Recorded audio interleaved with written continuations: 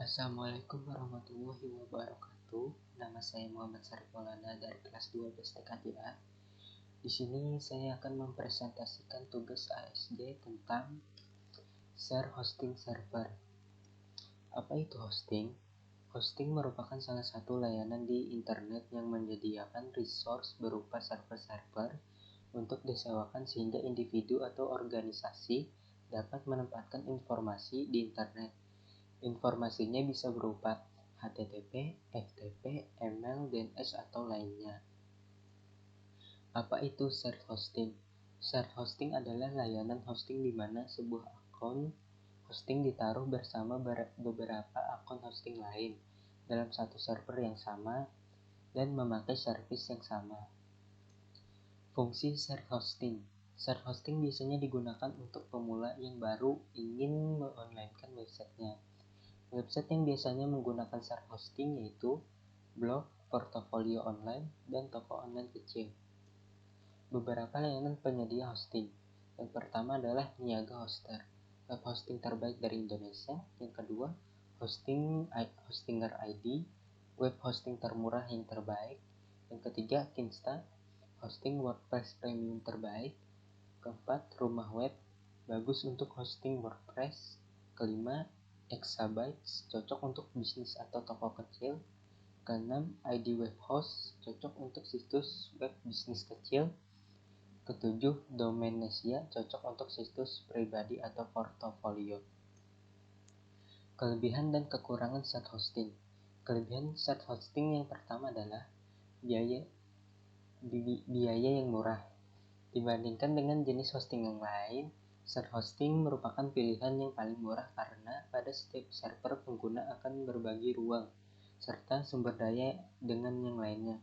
Sebagai contoh, shared hosting adalah perumpamaan ketika seseorang menyewa sebuah kontrakan atau apartemen yang akan digunakan bersama-sama agar lebih menghemat uang karena biaya akan ditanggung bersama-sama. Yang kedua, penggunaan yang mudah.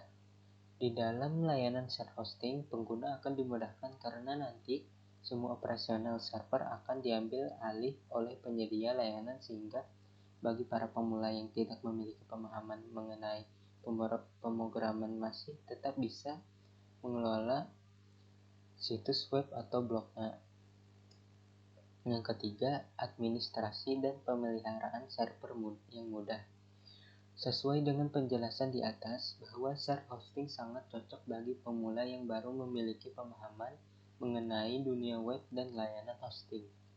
Dengan menggunakan jenis hosting ini, pengguna lebih difokuskan pada pembelajaran mengenai blog ataupun website yang sedang dibangun.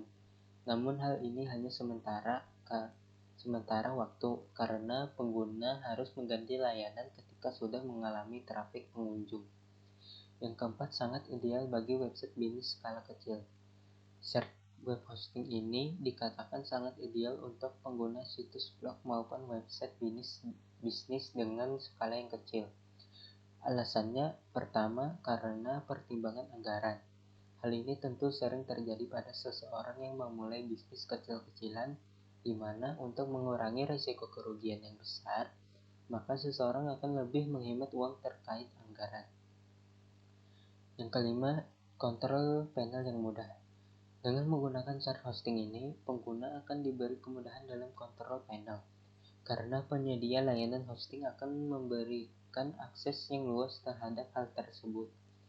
Dalam mengelola website atau blog akan lebih mudah lagi karena pengguna sudah memiliki akses kontrol panel, sehingga pengguna akan memanfaatkan banyak fitur yang tersedia. Kekurangan shared hosting. Yang pertama adalah area kontrol terbatas pada server.